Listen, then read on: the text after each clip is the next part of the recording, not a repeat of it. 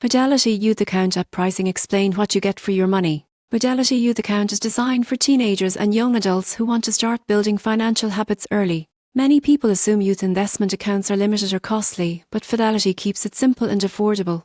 The app itself is free to download and there are no monthly maintenance fees.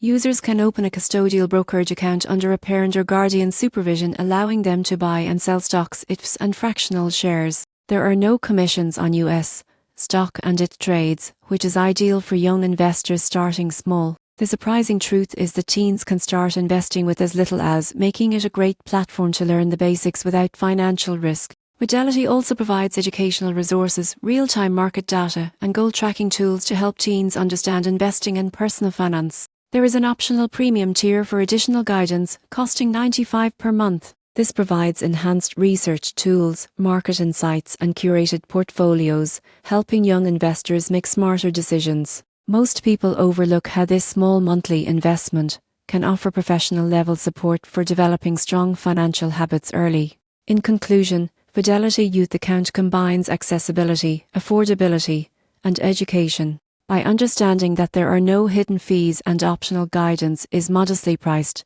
parents and teens can confidently start investing and building financial knowledge for the future.